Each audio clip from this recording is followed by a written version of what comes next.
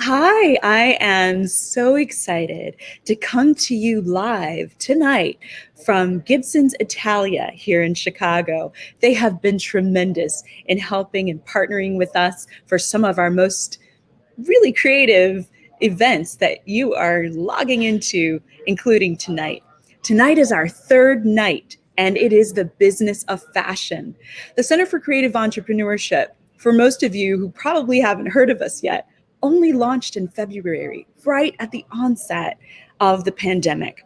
We had to shift quickly, like everybody else, going from in person meetings and panel discussions at 2112 Chicago to figuring out this virtual space. So tonight I'm excited that during this 9 days of giving, we have some of the most famous and just talented designers.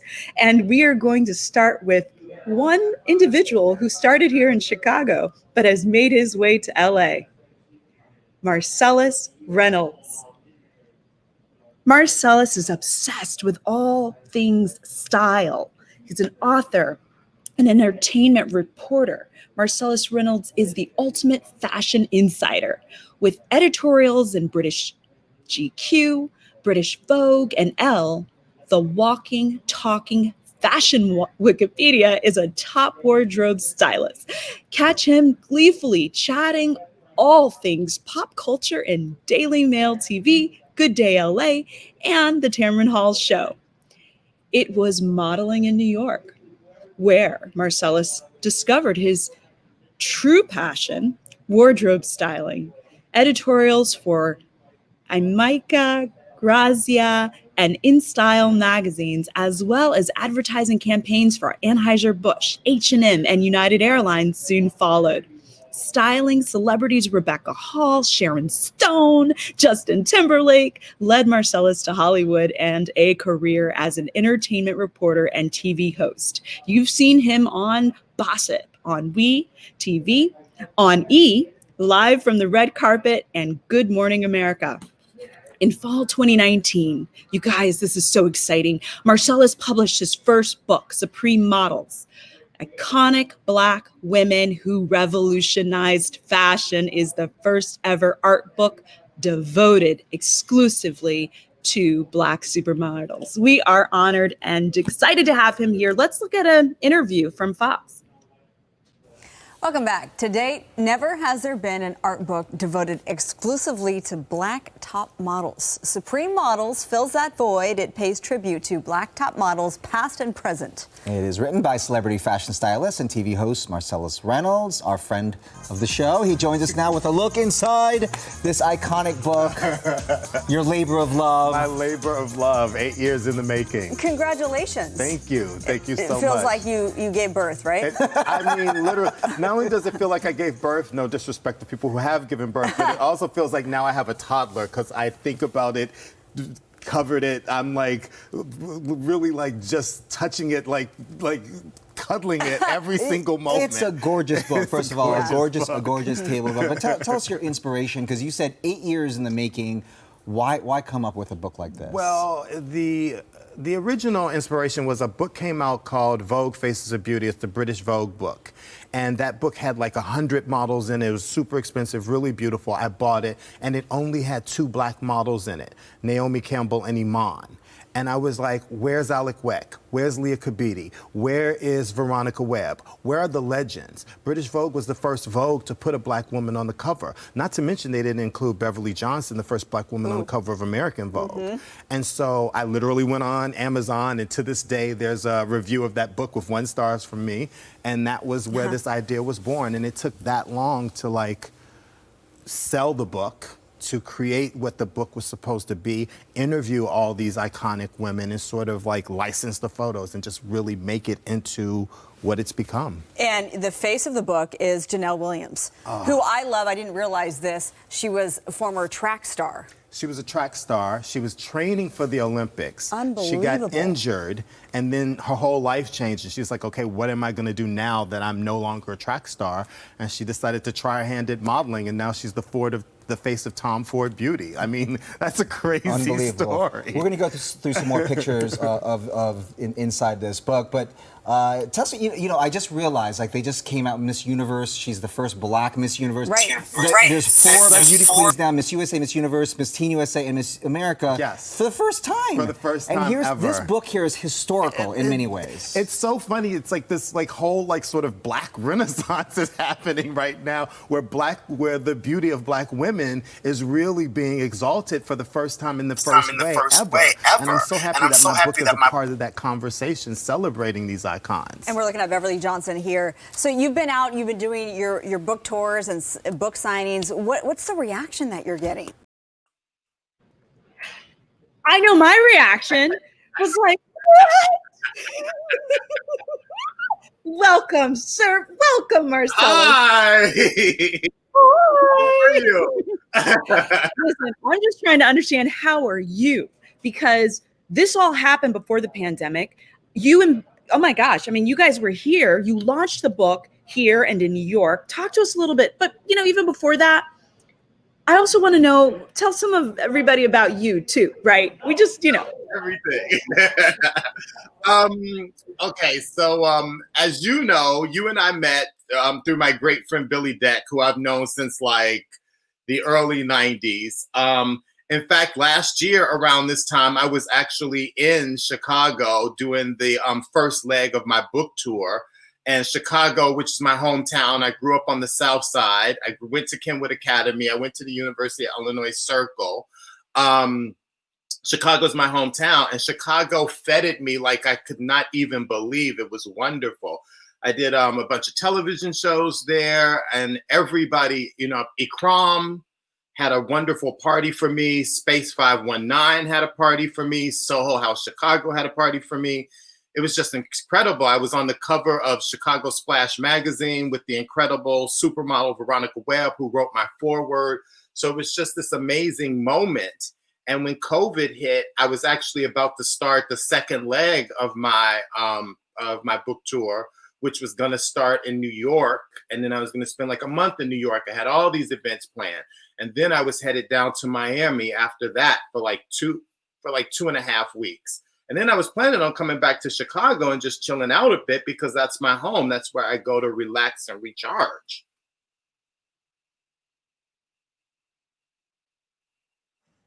It literally, the pandemic turned everybody's worlds upside down.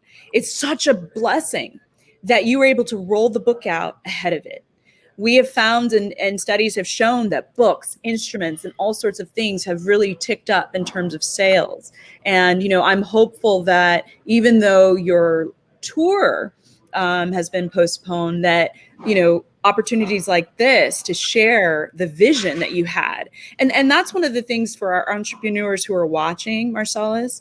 It's like, you saw a gap. You're like, wait a second. I don't see the women who I know are supposed to be in here, and you filled it, right?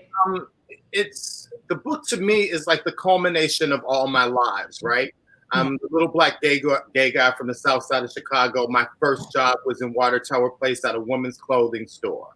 Yeah. And then from there, I was in retail for years. And then from there, I stumbled into working in bars and restaurants. So old school, I worked at Shelter.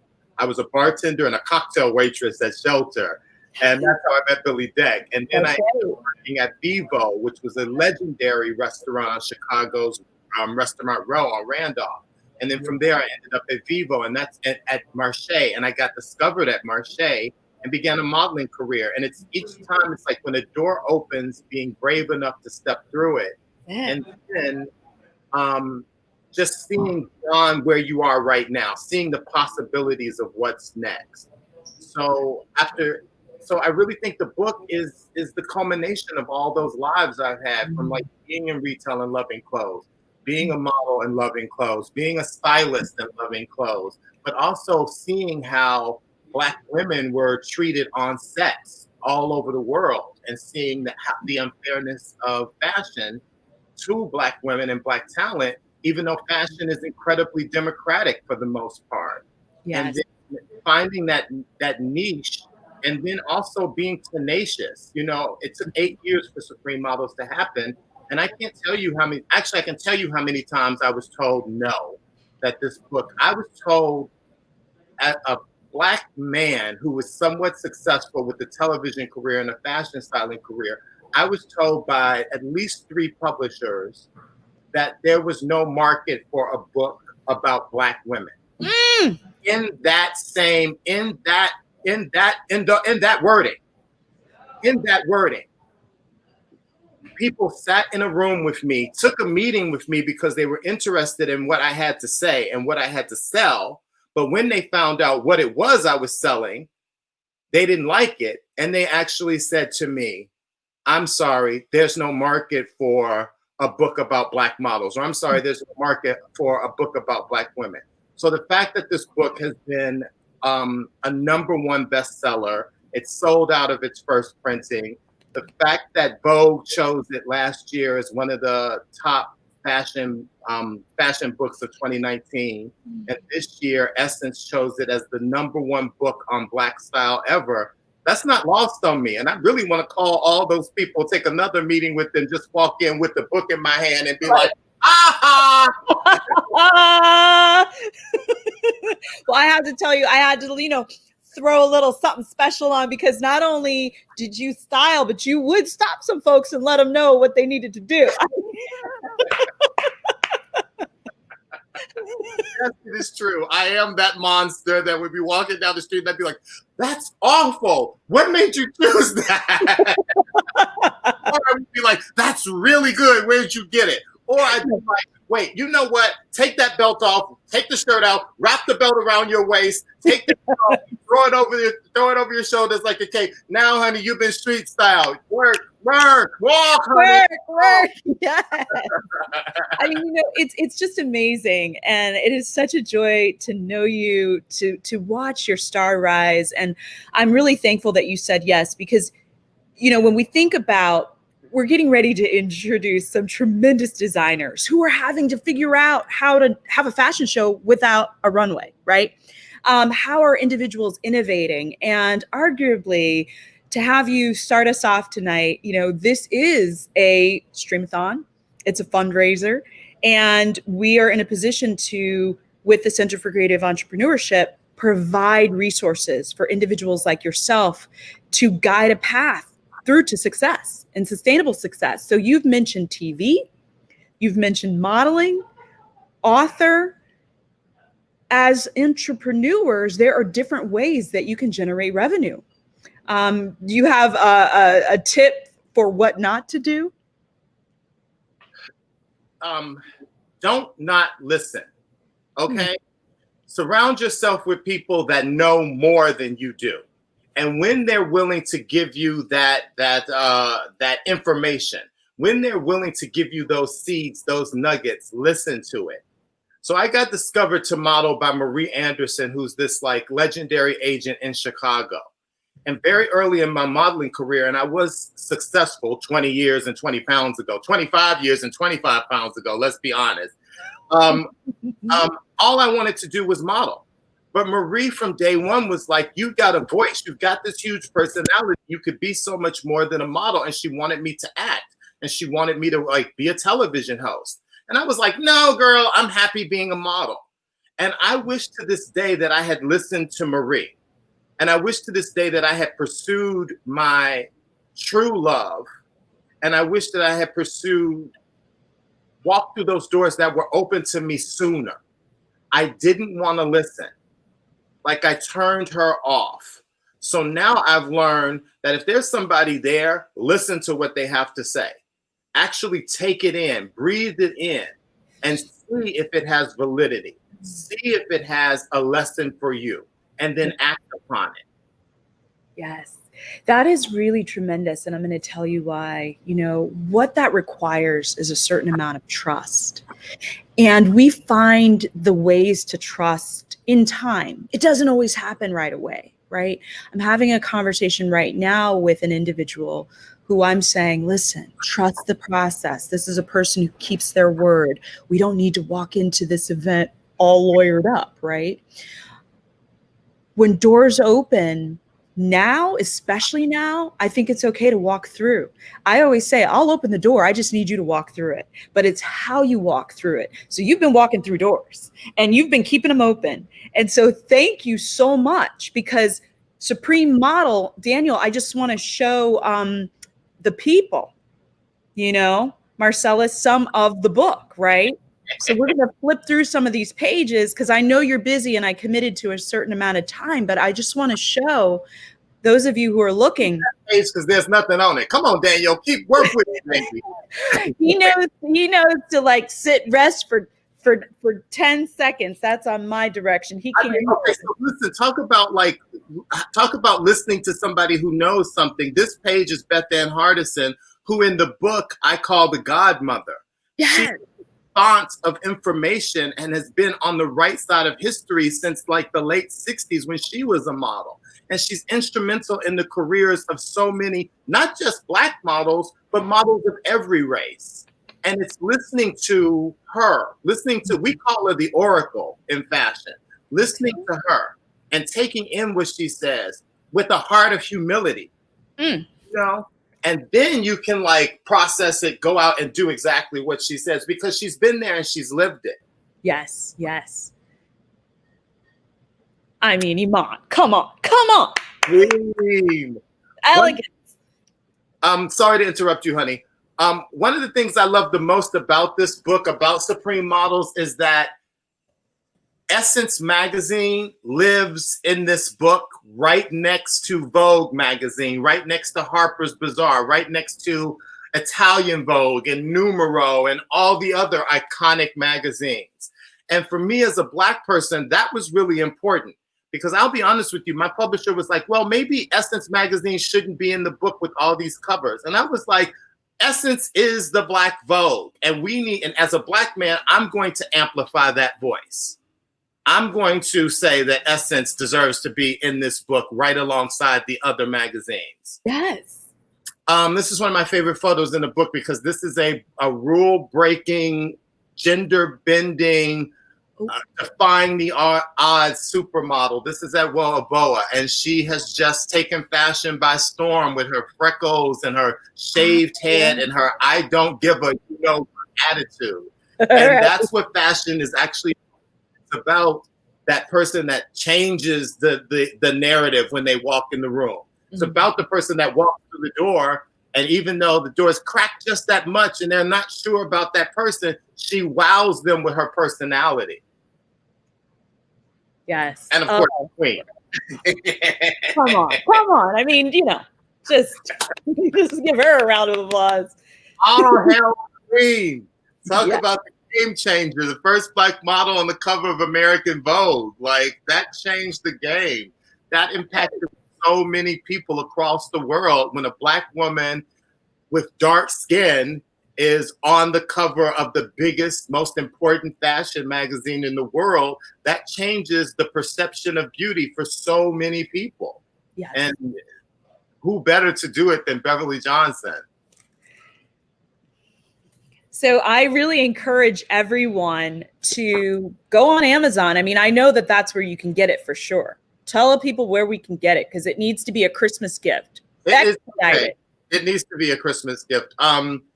It is, first of all, I say this dispassionately. I've lived with this for 8 years. It's been out in the world a little over a year now. It's still getting press almost every day. People love it. People enjoy it. What's most important to me, though, is that women will take pictures reading it and showing it to their daughters. Yes. And young girls will get the book and they'll send me questions about the book, or they'll send me pages about the book that say things like, I have short natural hair and Alec Weck has short natural hair, and that means that I'm beautiful too if she's on the cover of Elle. So that's why books like this matter. That's why we need books that celebrate people of all races, right? Because women, no race on that, need to see that other women have opened that door, and they can believe if you see it, you can be it. That's right. It's all about representation. It's all about the needs for diversity and inclusion. So there's that little black kid like me, the little gay kid that may be bullied and not have like friends and have to stay in the house because when he leaves the house, the world outside isn't kind. And magazines like Ebony and Essence and Black Enterprise inspired me to dream, to know that there was something more on the other side of what I was living through now. So, and it's not just a Black book, it's a beautiful book about fashion. That's right. That's right. Fashion. You know, if you love fashion, you'll love it. Absolutely. I think, it's imperative that that be a book on everybody's table. If you love fashion, you love art, you love design, that's a book that, in fact, somebody that loves all those things, that's a great gift for them. Because we talk about inclusion and diversity, but how does it look in our home? What are the books and the magazines that we're reading? How do we really, really, really stand in the place of inviting all people, all genders, everybody to the table? I am so happy that you took this time to open us up as we've got a virtual fashion show going and some designers that are here. Sorry for those of you in the green room, there are no refreshments. They're models. They're not eating before a show. They're trying to look skinny in that outfit. So thank you, Marcellas Reynolds, for continuing to share your light and your vision and having made it a reality. And hopefully that little Black gay boy inside of you is dancing and continue to dance because you have shined a light in there on the soul for some other folks who are on their way up. Thank you.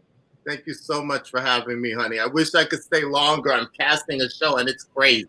Go, go, go. I got the city behind me. All right. Speak soon. Oh, you guys, listen, what a joy, what a pleasure, and what a beautiful spirit and a joyous heart. Thank you, Marcellas Reynolds, for taking a bit of time to be with us today. So with that, the Center for Creative Entrepreneurship has a partner with AIBI, the Apparel Industry Board, Inc. And also, Amber Campos is our CCE advisor. So we're in good hands with how we steer our fashion sector. So let's take a look at AIBI.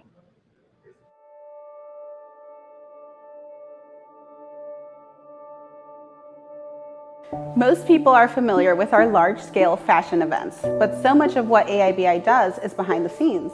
We work with designers, pattern makers, factories, and other industry professionals for months or even years to create the kind of community that makes these events possible. We wanted to give you an insider's look into all of our programs. The Apparel Industry Board was founded in 1987 by Dorothy Fuller to help designers and industry professionals manage and grow their businesses.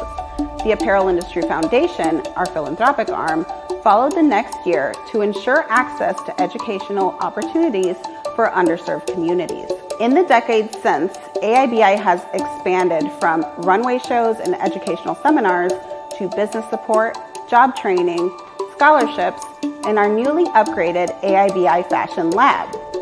This shared manufacturing co-working space offers emerging designers the resources to fully run their businesses with low overhead and the guidance of our AIBI experts.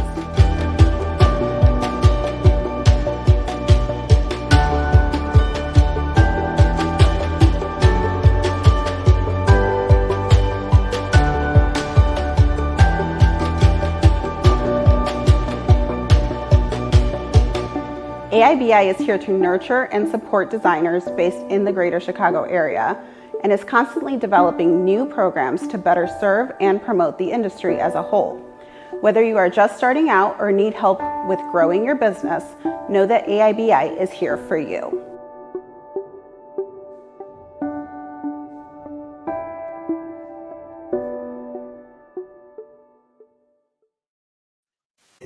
Amber, oh my gosh. It's so good to have you as a partner and to have your advice and wisdom as a CCE advisor. Thank you so much. Thank you for having me. This is absolutely amazing. I am so impressed by Marcellas and the Supreme Models books. It's just amazing to hear. At AIBI, we are so lucky to work with some extremely talented people. We work with designers, we work with models, we work with everyone behind the scenes, and that's the only way that we can create these amazing events. And it's so interesting to be changing them to be virtual this year that the help of CCE has been amazing. We're so grateful. Well, I have to say, for those who are watching, they don't know that AIBI sits at 2112 in our Fort Knox community, right? And so what you just witnessed, I have to say, I get so excited. They know I nerd out over the machines in there, you guys, but there's like this one machine that like does the seams for the leggings that we all wear. It's a very expensive machine. And the other one is the Gerber machine, right? Like, I'm not in fashion, but I was like, oh, efficiency. Oh, you mean you can lay this out and cut and make things happen? So they provide an actual space and a workshop. So I'm really proud of you guys. I'm really excited that AIBI literally has curated tonight's fashion event. In fact, they're going to take it over. So let's introduce Dana Todd, one of our local fashion designers.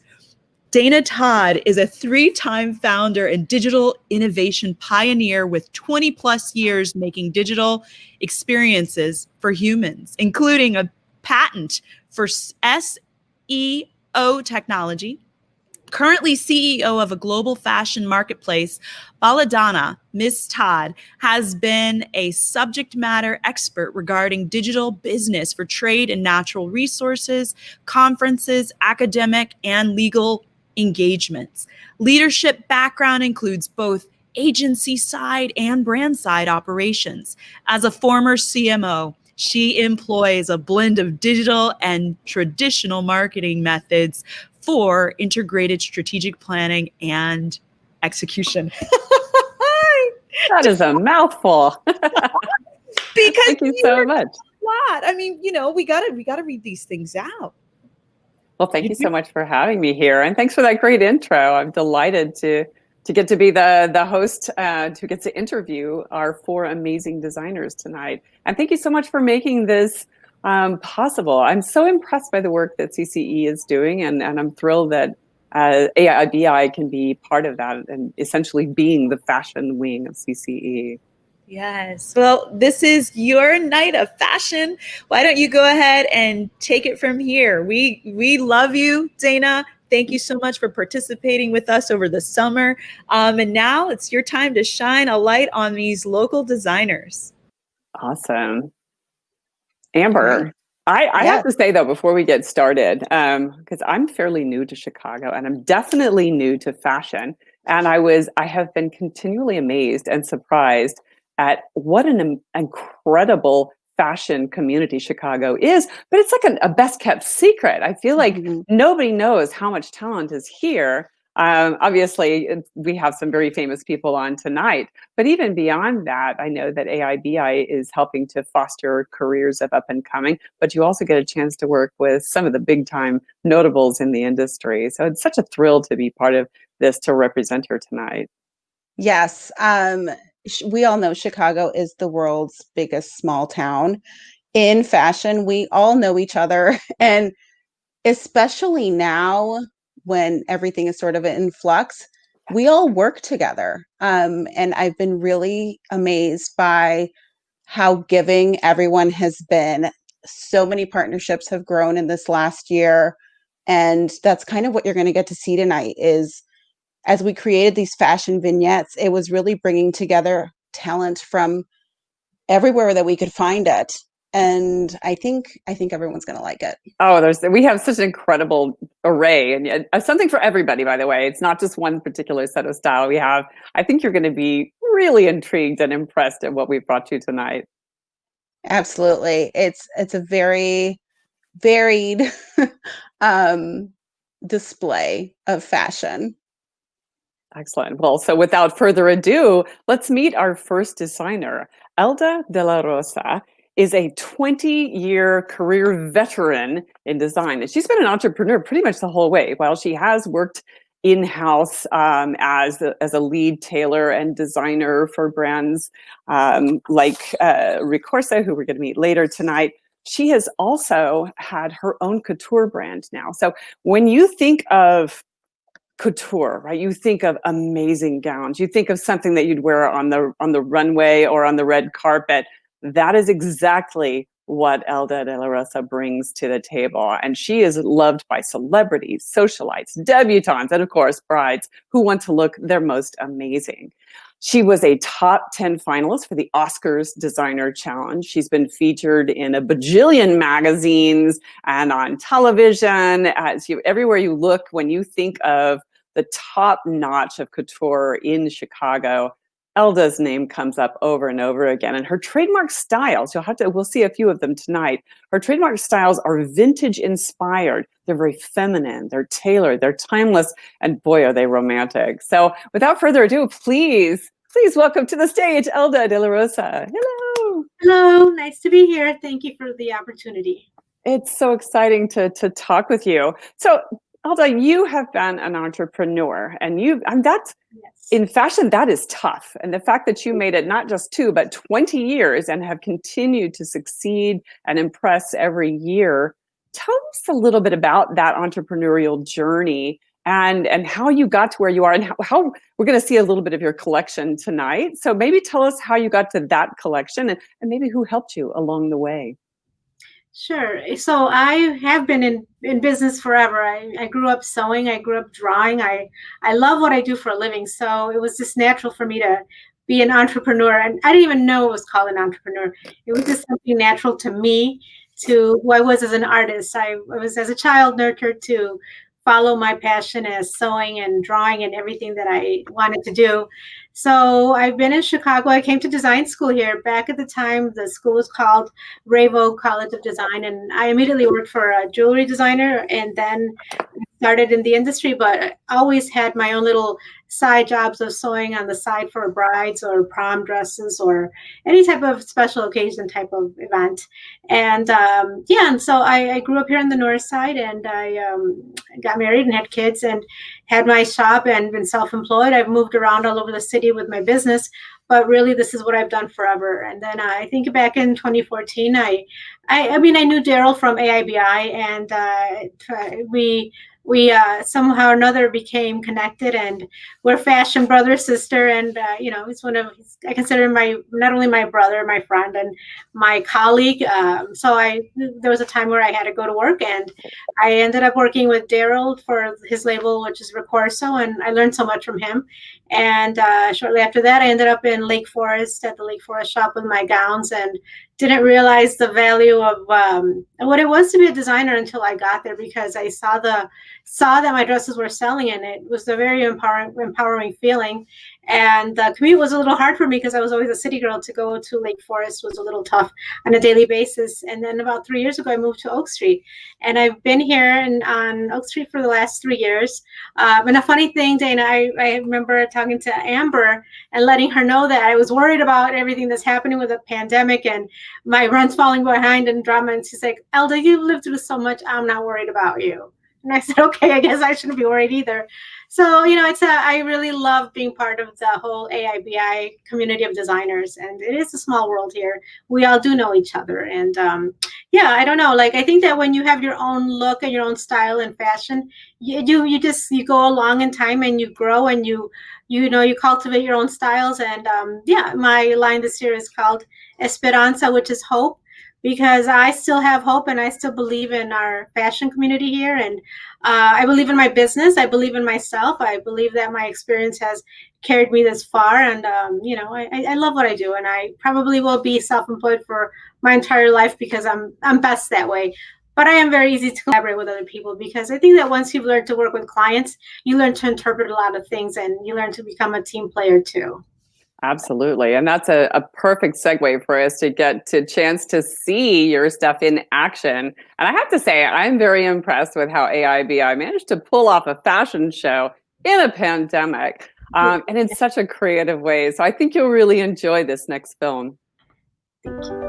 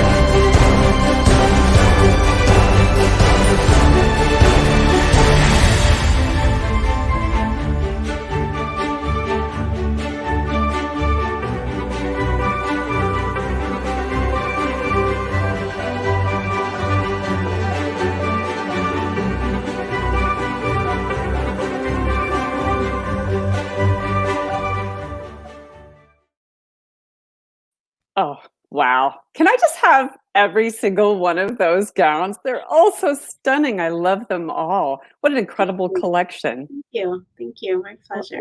We're going to put you back in the green room for just a few minutes while we can talk to the other designers. Then we're all going to come back at the end. So don't go away.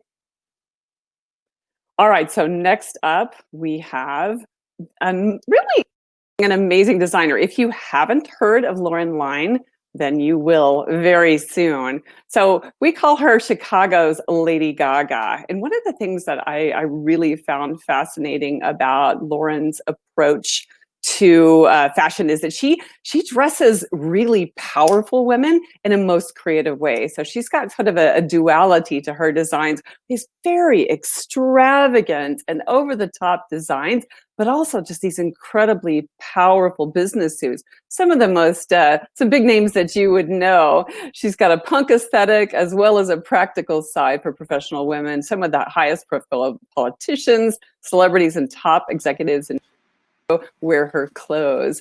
She is currently a 4-term president of our own wonderful AIBI, Apparel Industry Board, and she's really devoted to uniting and advancing Chicago's fashion community. She also began her fashion career as an entrepreneur 20 years ago. She started off in Detroit, so she is a transplant like me, but now she has an amazing atelier in the Monadnock building downtown. She's won numerous fashion awards and has had grants come from Chicago Department of Cultural Affairs and Special Events. Without further ado, please meet Lein. Hello. Lauren! Hi. So amazing to see you. Hi. And I've had a chance to have a sneak peek at your collection already, but I would love if you could.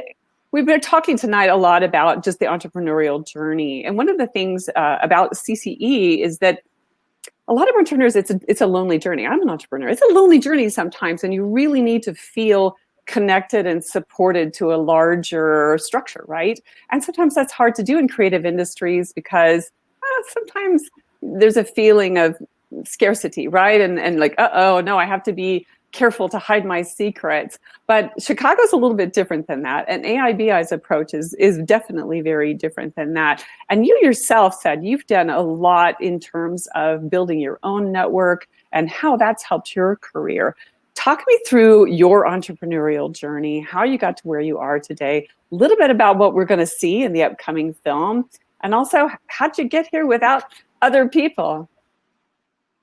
Well, first of all, I'm so excited to be here, and I wanna tell you that being in the green room, I dressed in green to match the green room, haha. And this is one of my digital prints that we've just come up with, a glass block print, and that's you'll see later on in the collection. And I want to just thank AIBI. I want to thank you, Dana, CCE, and Saudia, and Daniel, and Amber, and Kat for organizing such an innovative evening for us to go on and on for 9 days of film and theater, and including fashion and AIBI in this is really a great collaboration. And I think it's a great thing that's come out of the pandemic. Can't wait for more of this to happen. So thank you for that. But as far as my community and my entrepreneurialism, I would have to say that started when I was a little girl in St. Louis, Michigan, 4,000 people. I was selling lemonade, making lemons out of lemonade, to 5 of those 4,000, and they came back for a second. So I took that as, a good run for my money. And I also was starting out selling magazines in the community. There is a tie-in here because I ended up marrying my first customer, her only son. I ended up marrying Thomas Kavanaugh, and a lot of you probably don't even know that. And so my community started at a very young age, and my entrepreneurialism. I wanted to have my own money. I wanted to be independent. And I brought that to my knowledge in Detroit, where I started my business many, many years ago. You said 20, and that's nice of you. It's actually more like 25, 30. And that's great. And I took that knowledge in Detroit with dressing professional women. I had a community of NABO, National Association of Women Business Owners, who I dressed. I threw the clothes on them. Then they wore them and they sold. And that's how I've built my entire business, is really with networking with powerful women who of course love the clothes and then, told their friends. So, one of my quotes will always be kind to everyone because you never know, who's going to be, helping bring you up, from then on. And then I moved to Chicago in 92. And I started working with AIBI immediately. I met Dorothy Fuller and Marcia Brenner. That was before Amber and Kat's time. And those women were my mentors. And they were very solid and by the book. And they taught me everything I know about being in Chicago fashion. And then Kat and Amber came along, and they're so free-flowing and innovative and fun and young, and they keep us all on our toes. And they did such a fabulous job with this Rev Up show. There was never a no. We just had to keep going, keep changing, which is obviously the only thing that is really real in fashion is change. You have to always be changing. So again, that was my community. Philanthropic wise, I went into the service club, which I'll hopefully be a member of soon. And they taught me how to be philanthropic, as well as wearing my clothes and helping each other out by building within our community, which is, you don't have entrepreneurialism, you don't have community, you don't have a fashion line if you don't help each other, is the way I see it. And all of that, Dana, I think kind of comes together, I hope, in this collection that was built during the pandemic. The year was starting out really great for me. I had a lot on the books, a lot of customers coming to see me, and it all went away. And I sort of felt like Alice going down the rabbit hole. My children were coming home from college, and which was great. But yet everybody was in everybody's face. So we got by. And of course we were healthy. I mean, I built this collection to be hopeful, joyful. You will see my models are real women. They are not professional models, but they look like it. They're my customers, they're my friends, and they're wearing our new digital prints that we come up with in our house with little nature prints and what have you. And we add joy and love and life and diversity. The sky's the limit for pretty clothes. And whether it's leggings and you're 19 or this bomber jacket and you're 95, the clothes kind of work for everybody. Well, I think people are going to be really inspired and excited about the collection that you're showing us tonight. They are whimsical, and they certainly would bring me out of the pandemic blues to get to wear them. So let's take a look at Lauren's new line. Thank you.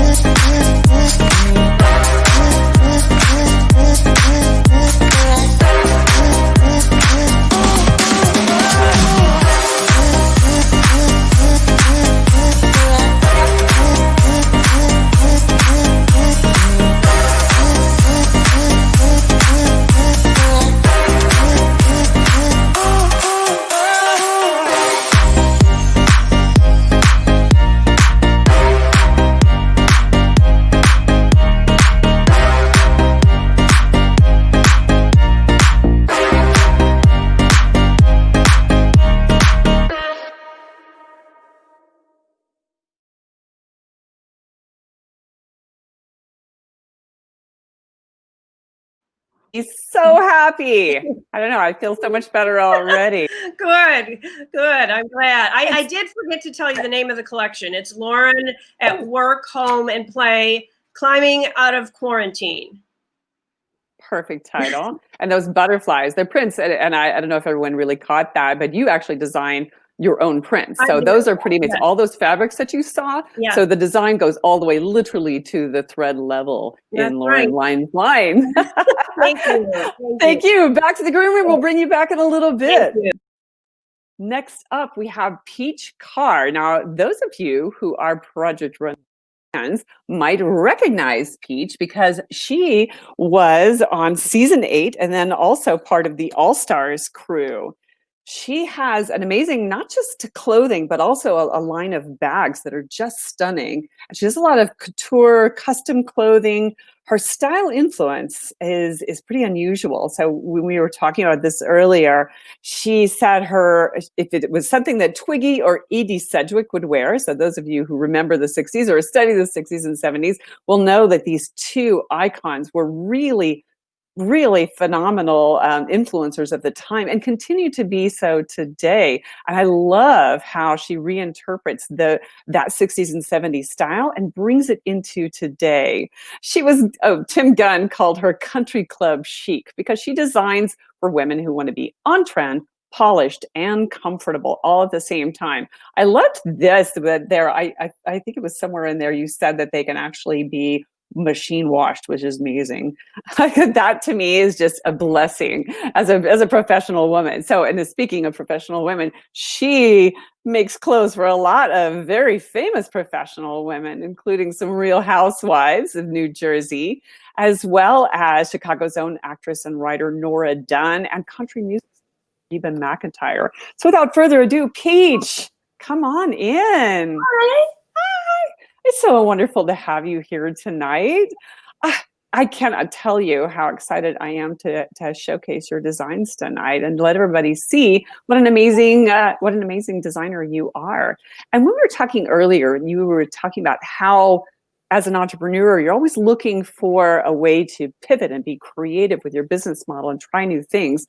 And I love the story you told me about how your bags began as and somewhere along in midway, I guess, through your entrepreneurial journey. But I'd love it if you kind of walk us through your journey, some of the pivots that you've made to react to situations like the pandemic, and how you got here and the community that you kept. Well, I am a Chicago native. I was born at St. Anne's in Chicago, and I did not take the designer path. I worked in a hospital my whole life, and when my daughter was 15, we were watching Project Runway, and she said, "You should be on Project Runway," and I said, "You should mind your own business." So she downloaded the application, filled it out, and sent it in, and 14,000 applicants applied that year, and they took 16 of us, and I was one of the 16. And when I came home from the show, the producers kept me employed. I worked for Lifetime TV for quite a few years, I think 8 years. But they don't prepare you for the business end. And that's when I found AIBI, and Marcia and Amber, they all helped me kind of figure out where to get a pattern grader, where to get your patterns printed and manufacturing. And that's how the business end got started. And I'll always be grateful to have that support system. They're still there today. You can just pick up the phone and call. But I did, everything's inspired by that 60s, 70s kind of thing. And when I was a kid, I wanted to be Twiggy, and then I thought, well, that's not happening. I'll dress her. So I always have that in the back of my head when I'm designing. It's just part of my DNA. But I did a bag because my friend Nora Dunn was doing a French salon kind of entertainment performance evening, and they asked me to come, and I made a dress out of the New Yorker cartoons, and it was all men was on the dress, and then I just covered a little bag, and that was dogs. So it was a man and his dog, and the hostess said, "Could I get that bag?" And I gave it to her. And then I got phone calls. "Can you make more?" And that's kind of how the handbag things started, and that's a little side business. But then when the pandemic hit and nobody was going anywhere and disposable income was not spent on handbags, then I started, and I have one, you started the masks, right? These are the drinking masks. So it goes on, and then here, okay, is where the straw goes in.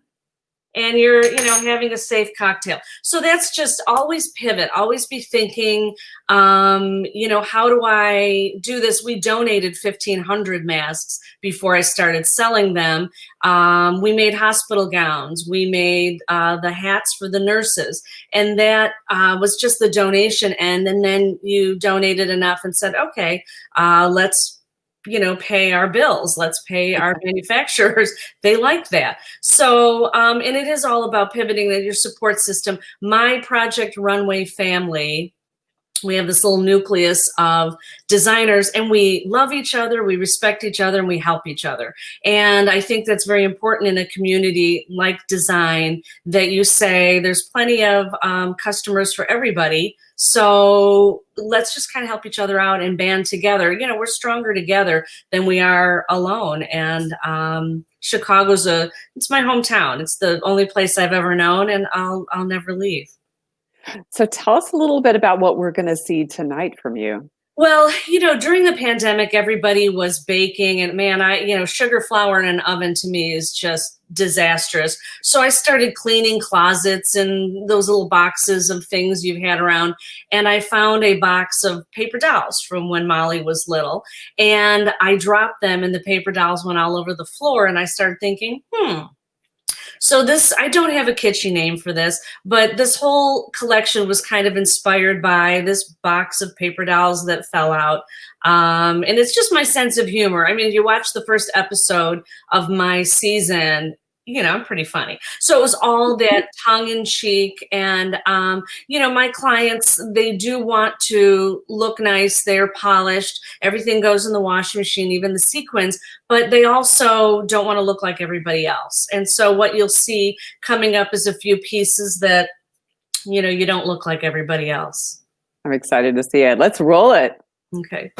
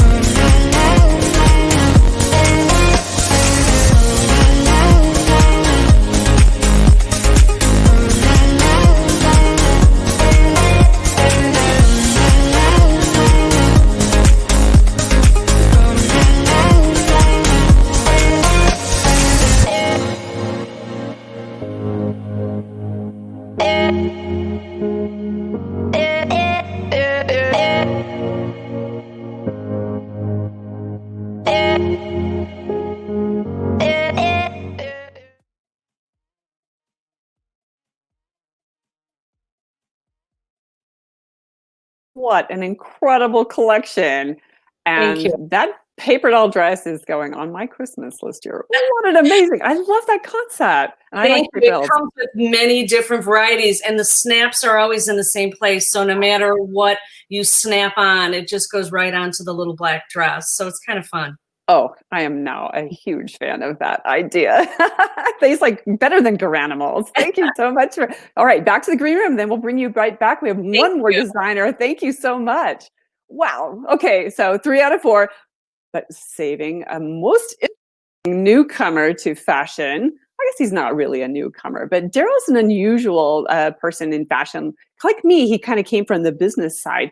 And I love that he uses his business savvy to really think through what are going to be some of the best selling and the most exciting ways to bring fashion to his customers. So he also does something that I love, which is that he dresses 2 different parts of the same woman, or maybe 2 different types of women. And he does it through 2 fashion brand lines, Ricorso and Sound Off. So Ricorso was started in 2013 as a women's ready-to-wear line. It's very much about like the vintage, new classics. He did this before Mrs. Maisel came along. He was dressing women who really wanted to look elegant and put together in any situation. Then in 2016, he launched the luxury streetwear brand Sound Off. Completely different way of dressing, but also powerful graphic design that represents social awareness. Well, you'll see, but a lot of things that are very au courant. And then additionally, it's gender neutral. So his clothes can be worn by both men and women in the Sound Off line. I just love that approach to fashion and really listening to your audience and hearing what those opportunities are. And women who want to be both dressed up and dressed down, but always look powerful. Daryl's been featured in Essence, Ask Men, Chicago Style, and local press. Please welcome Daryl Sneed. Thanks, Dana. How are you? Awesome. I'm sure I didn't do you justice, and I can't wait to show people your fashions. I really did love this duality, the idea that you have these 2 different brands, which seems so different. But ultimately, if you looked at my closet, and I know a lot of women out there, their closets are the same. We're not just one type of dresser. So tell us how you got to your collection today, what that journey was, launching not 1, but 2 brands. That's very ambitious. And what kind of community you utilized and built on your own to help you get ahead. Yeah, it's been a journey and an evolution, since the very beginning. And I think the ability to launch a second line was really having kind of cut my teeth with Ricorso. So it gets easier when you build relationships and networks and connections. So like, hey, I'm gonna take on this challenge. Like you have a great kind of network to kind of already tap into. So now I don't think I'm launching a 3rd anytime soon, but adding on Sound Off, and Sound Off was really reflective of a voice we started in 2016, which was very much emerging out of the election during that period of time. And women, men, all voices of all gender identity were really beginning to take notice about what was changing. And so we created the Sound Off, more as a reflection of what was happening, just in broadly. And, particularly, 2017 with the launch of the Women's March in January, we just saw, such an opportunity where people were going to use their voice to enact change. And, what better way to create that narrative than through fashion? So Ricorso and Sound Off, have been, journeys of how to take ideas entrepreneurially, how to build networks, how to build relationships, to take an idea to actuality, which takes, time. It takes, building relationships and making connections, and then bridging them together. Wow. So tell us a little bit about the collection that we're going to see now. So, this is probably the first time I've actually ever married the 2 collections together. They've kind of been in their own trajectory. I mean, Ricorso being, much more kind of the uptown, kind of like luxury style, the woman who wants that identity and that special aspect, and really honoring the tailoring aspects of fashion, sound off being much more street, contemporary voice through graphic design. And, I'd say, when Amber and AIBI approached with the idea of Rev Up and, what I would present, I was like, I think this is the right time, given the pandemic, to bridge closets, because that's what we are seeing. It's like, we were going to come out of, when we come out of the pandemic, I think we're going to see people who are going to like take the streetwear lifestyle essentials they've worked and go like, how do I marry this into my closet? So the idea of like, hey, I have a black ball skirt and I have great sweatshirts. Why can't you wear them together? So, several of the pieces are bridging the marriage of, creating identity isn't about, just wearing one way. It's about, how does it reflect your personality, and just taking aim of using what you have. I love that. And you are so perfectly on trend with this collection. I can't wait to show everybody. So let's roll it.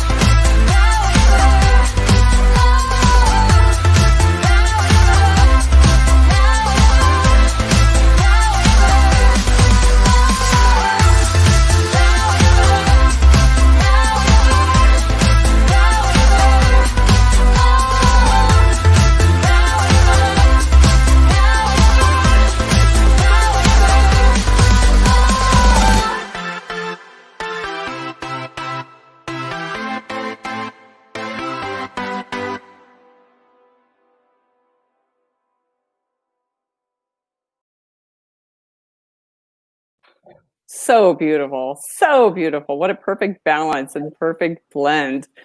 Well, so stick around because we're going to bring all of our designers on now. Oh, here we go. Wait, I'm missing Elda.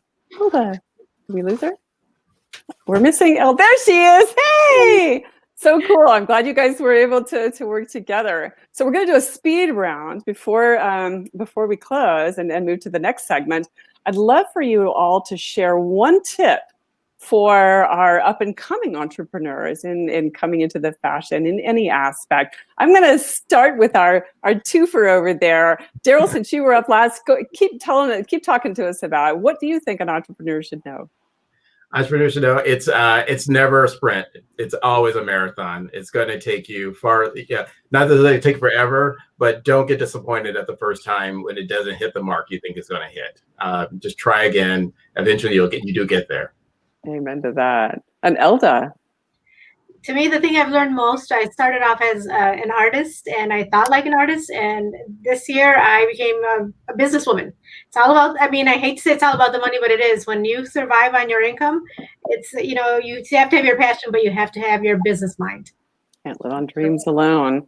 Peach, what's your tip for entrepreneurs? I always tell entrepreneurs to stay small when you start out and make small mistakes, because a big expensive mistake will put you out of business and then your spirit is broken and it's hard to bring that back. So no matter how much, if you have a good year, you're still poor. Pretend you're poor. Always poor, because that money will come. Like in a pandemic, you've got that little, you know, load in the camel's hump to feed you through something like what we're going through. So just remember 4 little words: POOR. You're poor.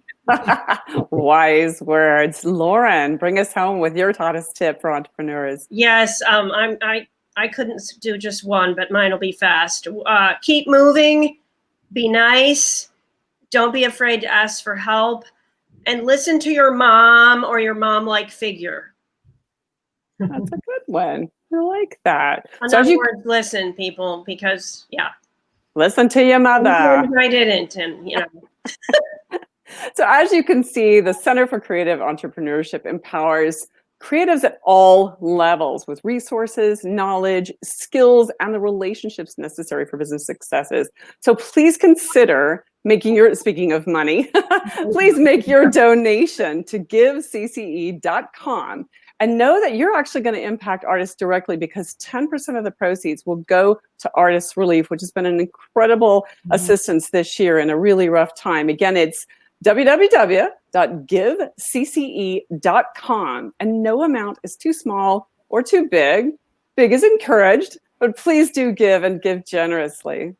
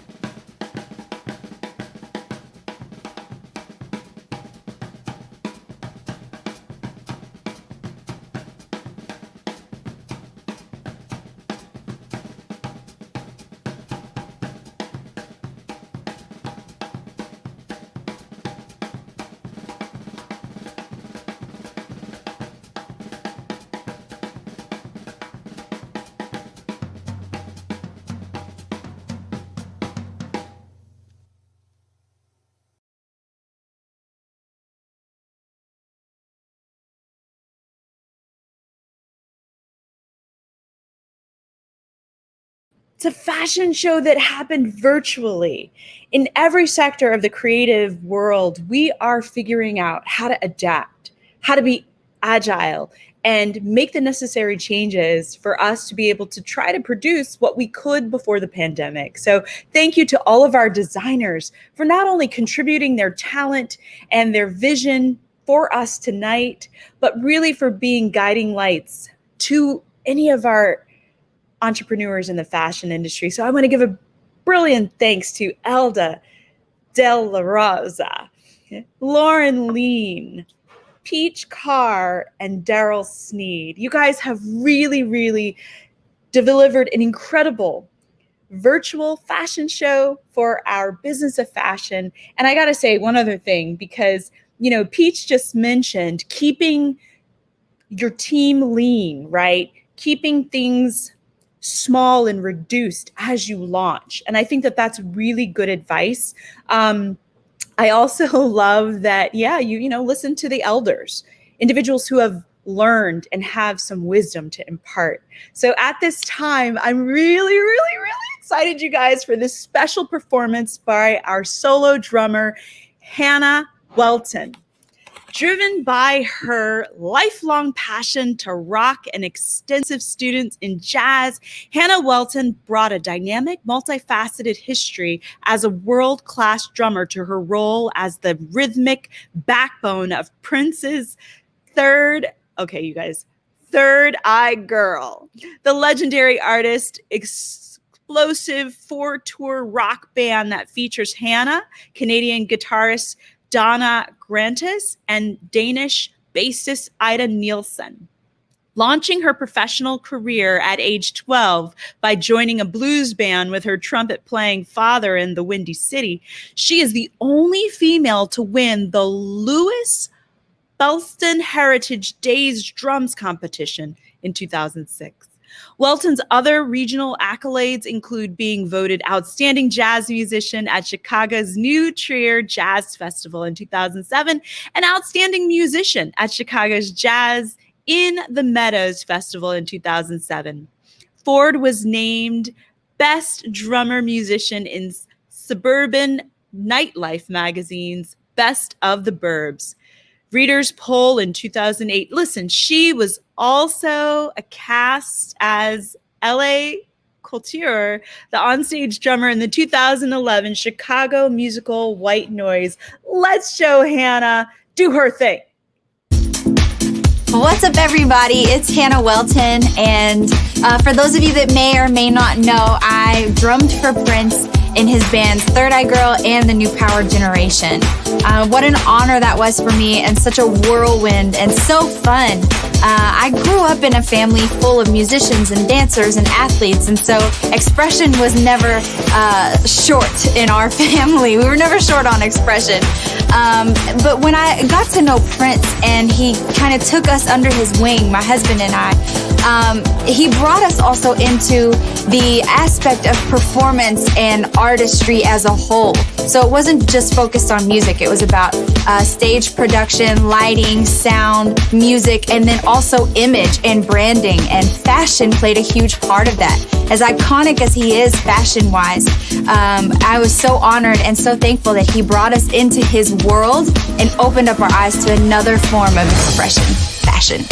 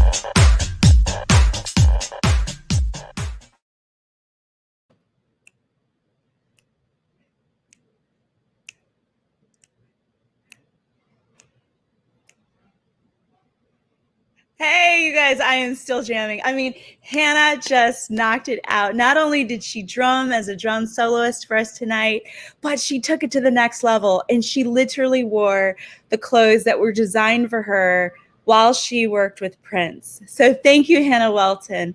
You know, it has been a tremendous, it's only the third day. What are you going to see next? I encourage you, for those of you who are watching, please share these valuable 9 days of, not only is it a Stream-a-thon, but we're providing impactful education, you know, by some of the top leaders in our 9 sectors of the creative economy.